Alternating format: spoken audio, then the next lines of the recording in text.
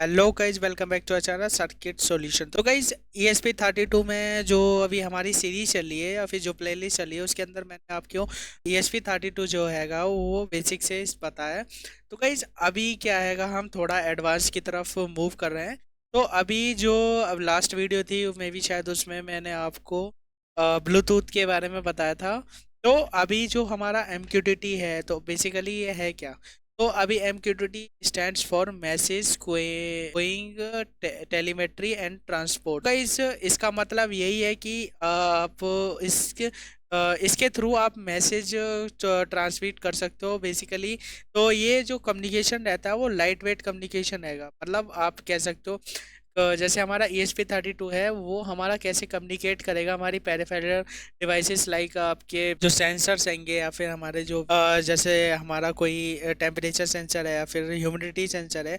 तो वो कैसे ESP32 के साथ काम करेगा, वो कैसे कम्युनिकेशन प्रोटोकॉल्स के थ्रू कम्युनिकेट करेगा।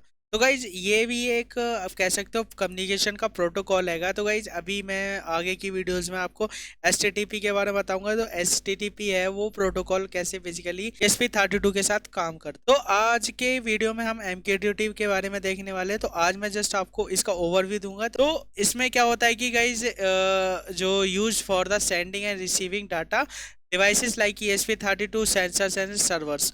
तो गाइज मैं अभी जब बात कर रहा हूँ वो डाटा शेयर या फिर मैसेज की वो सर्वर के थ्रू कर रहा हूँ। मीन्स जैसे हमने जैसे आप सब लेट सपोज कर लीजिए आपके पास एक ESP32 है।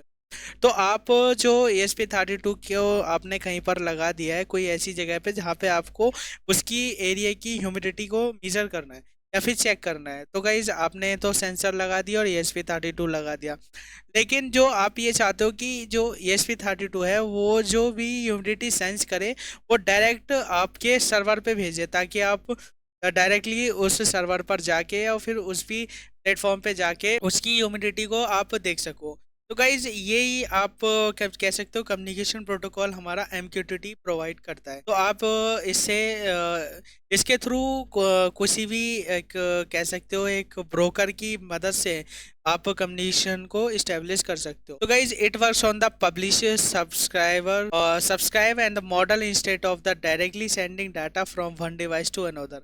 तो गाइज ये पब्लिश और सब्सक्राइब के बीच आपका काम करता है। तो ये डायरेक्टली आप कह सकते हो कि एक मतलब एक जो सेंडर रहेगा या रिसीवर रहेगा उसके बगैर ये पब्लिश और सब्सक्राइबर की तरह काम करता है। ऐसे गाइज अब मैं बात करता हूँ कि गाइज ये एक्चुअल में काम कैसे कर रहा है, हाउ MQTT वर्क। तो MQTT works mainly three parts. तो basically first is broker and second one is publisher and third one is subscriber. तो गाइज ब्रोकर क्या हैगा, ब्रोकर आप ये समझ सकते हो वो जो सर्वर हैगा, एक तरीका का सर्वर हैगा जो आपका ये कम्युनिकेशन इस्टेब्लिश करने में हेल्प कर रहा है।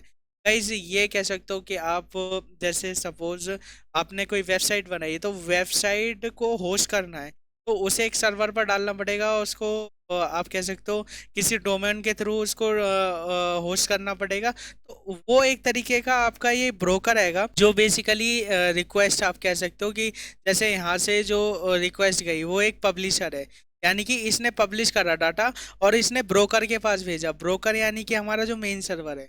तो ब्रोकर ने क्या करा, जो भी हमारे वहाँ से सब्सक्राइबर है यानी कि जो यूजर यानी कि हम है, तो जो हम हैं वहाँ तक वो डाटा उसने भेजा। लाइक जैसे हम अपने फ़ोन में डाटा देख रहे हैं या फिर हमने अपने लैपटॉप में डाटा देख रहे हैं, तो वो हमारा डाटा कहाँ से आ रहा है, वो हमारा डाटा आ रहा है सर्वर से। तो सर्वर जो हैगा वो गाइज एक तरीके का ब्रोकर है। तो यहाँ पर ब्रोकर ट्रीट कराया गया MQTT को। तो गाइज ये जो हैगा हमारा आप कह सकते हो पब्लिशर है, यानी कि जो हमारा सेंसर है जो डाटा को सेंस कर रहा है। तो डाटा को सेंस करके ESP32 को दे रहा है। तो ESP32 क्या कर रहा है गाइज, वो MQTT के सर्वर पर डाटा को सेंड कर रहा है। और डाटा को सेंड करने के बाद जो MQTT यानी कि जो हमारा ब्रोकर रहेगा तो वो डाटा हमारे किसको दे रहा है, वो हमारे सब्सक्राइबर्स को दे रहा है। जो भी हमने जैसे सपोज हम कोई भी प्लेटफॉर्म यूज कर रहे हैं, तो क्योंकि गाइज ये ब्रोकर आएगा तो इसके काफ़ी सारे मल्टीपल प्लेटफॉर्म्स आते हैं। जैसे मैंने एग्जाम्पल में भी लिख रखा है, एग्जाम्पल इसका mosquito and broker and the odour fruit and आपका hive hive MQ and the things broods, बहुत सारे आपके सब्सक्राइबर्स या फिर ब्रोकर आप कह सकते हो इसके अंदर आते हैं। It acts like as a central server that manage all the message. तो ये आप कह सकते हो सेंट्रल सर्वर कहलाता है एक तरीके का। और ये सारे जो भी आपके सेंडिंग से, सेंडर से जो डाटा से आपके मैसेज आ रहे हैं, या फिर जो भी रिसीवर आपका आपने यहाँ से रिक्वेस्ट भेजी, यहाँ से रिक्वेस्ट भेजी इस सर्वर को, और सर्वर से कहा कि हमें जो भी हमारा ह्यूमिडिटी सेंसर है वो उसकी कितना डाटा आएगा वो मेरे को दो, तो वो आपको ये देगा। तो गाइज ये हमारा एक कम्युनिकेशन प्रोटोकॉल है। तो ये आपका पूरा जो कम्युनिकेशन का प्रोटोकॉल है वो हमारा MQTT कहलाता है। तो गाइज MQTT बेसिकली आप कह सकते हो लाइट वेट कम्युनिकेशन है rather than the HTTP request. अब गाइज मैं आपको ये भी आगे की वीडियोस में बताऊंगा कि MQTT और HTTP में क्या डिफरेंस हैगा। तो अभी जस्ट हम MQTT की बात कर लेते हैं। डिवाइस, अब जैसे गाइस अगर हम ब्रोकर की तो हम बात कर ही चुके हैं, जैसे पब्लिशर की बात करें, the this device sends the data to the broker. Broker को ये डाटा देगा, यानी कि पब्लिशर, यानी कि ये हमारा जो सेंसर, तो सेंसर हमारा किसको डाटा दे रहा है? ब्रोकर को दे रहा है। अब गाइस बात आ जाती है सब्सक्राइबर की। तो this device receive the subscribe data from the broker. तो गाइज ये हमारे सब्सक्राइबर्स हैंगे जो हमारे डाटा को रिसीव कर रहे हैं। तो जो हमारे डाटा को रिसीव कर रहे हैं वो हमारे सब्सक्राइबर्स हैं। तो हमारे जो सर्वर से डाटा आ रहा है वो हमारे सब्सक्राइबर के पास जा रहा है। तो आप इसको इस तरीके से समझ सकते हो। तो गाइज ये हमारा जो MQTT हैगा बेसिकली आपका लाइट वेट कम्युनिकेशन में आ जाता है। कर लेते गाइज कुछ एडवांटेजेस की। तो आप कह सकते हो कि जैसे हम MQTT हमको यूज ही क्यों करना है। तो MQTT यूज़ करने के लिए हमारा कुछ इसके एडवांटेजेस होंगे जो इससे हमें MQTT को यूज़ करना चाहिए। तो सबसे पहला जो एडवांटेज हैगा वो लाइट वेट प्रोटोकॉल। जैसे मैंने आपको बताया कि ये जो हमारा MQTT हैगा वो लाइट वेट कम्युनिकेशन प्रोटोकॉल है। तो बेसिकली जल्दी से या फिर आपके कम रिसोर्सेज में हमारा वर्क करता है। Uses very little bandwidth, ideal and for ESP32, Arduino and the low power devices. तो गाइस ये जो हैगा आपका प्रोटोकॉल ये हमारा बहुत ही कम बैंडविड्थ यूज़ लेता है, जिससे हमारे रिसोर्सेज भी काफ़ी ज़्यादा कम यूज़ रहते हैं। गाइस ये आपका टू वे कम्युनिकेशन है, यानी कि जो सब्सक्राइबर रहेगा वो भी हमारा रिक्वेस्ट भेज सकता है हमारे सर्वर को, और जो हमारा पब्लिशर रहेगा वो भी हमारा भेज सकता है। तो बोथ साइड कम्युनिकेशन है, receive data using the TCP and the publication and subscriber के बीच हमारा कम्युनिकेशन ये बनाता है। रिलायबल डिलीवरी आएगा, has a quality service and Q level ensure that the message delivery even if the network is unstable. Guys यही हैगा इसका मतलब कहने का कि अगर हमारा सिग्नल जो हैगा वो वीक भी हैगा तो हमारा ये अच्छे से वर्क करता है। अब गाइस बात कर लेते हैं इसके scalable one broker can handle the thousands of clients easy. एक जो ब्रोकर हैगा वो आपका थाउजेंड ऑफ क्लाइंट इजीली हमारे हैंडल कर लेता है ये प्रोटोकॉल। लो पावर यूजेज है क्योंकि गाइस ये हमारे ये पावर को ज़्यादा यूज़ करेगा नहीं, रिसोर्सेज वैसे ही कम ले रहा है ये। इजी इंटीग्रेशन आएगा, work well the cloud platforms and the Arduino Adafruit and IO and Hive MQ Sports और AWS IoT। इजी इंटीग्रेशन मतलब आप ये कह सकते हो कि जब हम इसका जो डैशबोर्ड बनाते हैं वो आपका इजीली हमारा रेडी हो जाता है। गाइज ये इसकी सारी जो हैंगी वो हमारी एडवांटेजेस आ जाती है। अब गाइज इसकी जो डिसएडवांटेजेस है उसकी तरफ थोड़ा सा बात कर लेते हैं। तो नीड आ ब्रोकर, तो इसको क्या चाहिए होता है गाइज? एक ब्रोकर चाहिए होता है। तो जो गाइज अभी हम कोई भी प्लेटफॉर्म यूज़ कर रहे हैं किसी भी कंपनी का, चाहे हम वो ऑर्डर फ्रूट ही ले लें या फिर आपका कुछ और भी ले लें, कोई प्लेटफॉर्म हैगा, AWS का प्लेटफॉर्म हैगा, तो आपका तो जो भी क्लाउड बेस्ड प्लेटफॉर्म हैगा वो गाइज हमसे क्या करेगा? वो हमसे पैसे चार्ज करेगा। तो ये इसका एक कह सकते हो मेन डिसएडवांटेजेस है, इसके लिए एक ब्रोकर चाहिए ही होता है। ओवरहेड द सिंपल सिस्टम और very simple one two one system MQTT में भी ओवरकिल। गाइज ये आपका सिंपल सिस्टम हैगा, तो ये ज़्यादा कह सकते हो कि ज़्यादा एडवांस वाली चीज़ें नहीं कर सकता, ये सिंपल ही मैसेज के लिए यूज़ होता है। और आपका क्या रहता है, ये सिंपल हैगा मोस्टली, मतलब आप कह सको कि मैं ज़्यादा चीज़ें मैं इसके साथ करके देख लूँ तो वो इसमें पॉसिबल नहीं हो। नॉट रियल टाइम, अब इसका जो क्या हैगा थोड़ा सा डिले रहता है कि काम के अंत करने के में, ये थोड़ा सा आप कह सकते हो कि इसका एक डिसएडवांटेज हैगा इसका।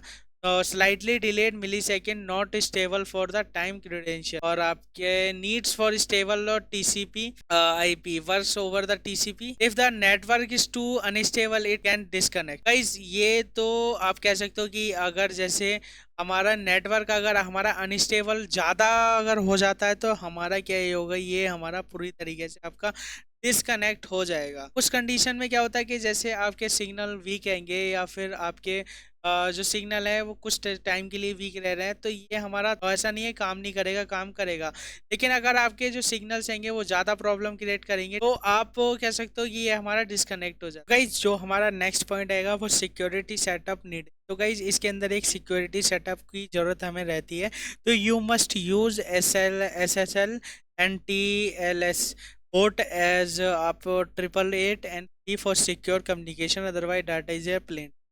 गाइज इसका मतलब ये हैगा कि इसको जो हमारा चाहिए होता है SSL और TLS पोर्ट 8883 पे इसको चाहिए होता है। गाइज अब ये चीज़ क्या हैगी, ये चीज़ मैं आपको आगे एक्सप्लेन करूँगा कि एक्चुअल में ये चीज़ हमारी काम कैसे करती है। जब हम HTTP वगैरह की बात करेंगे तो मैं आपको ये सिक्योरिटी सेटअप की सेटिंग भी बताऊँगा कि कैसे हमारी ये सेटिंग रहती है। अगर आप इसको ये सेटिंग प्रोवाइड नहीं करते हो या फिर आप इसको ये पोर्ट नहीं देते हो तो जो हमारा डाटा हैगा वो हमारे डाटा सिक्योर नहीं रहता है। तो आप ये कह सकते हो कि इसको सिक्योरिटी नीड की भी जरूरत रहती है, तो इसका ये भी एक डिसएडवांटेज है। तो गाइज ये बात हो गई हमारी एडवांटेज एंड डिसएडवांटेज की।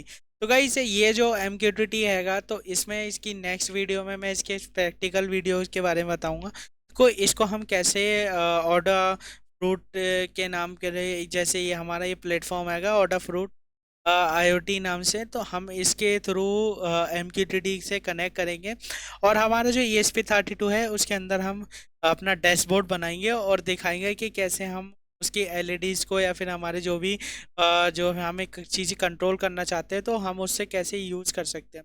तो गाइज जो इसका नेक्स्ट पार्ट रहने वाला है उसके अंदर मैं आपको प्रैक्टिकल करके दिखाऊंगा। तो मैं जिसको जस्ट एक छोटा सा ओवरव्यू देना था MQTT एक्चुअल में होता क्या है। तो आप ये समझ सकते हैं कम्युनिकेशन प्रोटोकॉल है जिस ESP32 कम्युनिकेट करता है सर्वर के साथ। आप सिंपल लैंग्वेज में यही समझ सकते हो। तो गाइज चलिए मिलते हैं नेक्स्ट पार्ट में, तब तक के लिए टेक केयर, गुड बाय।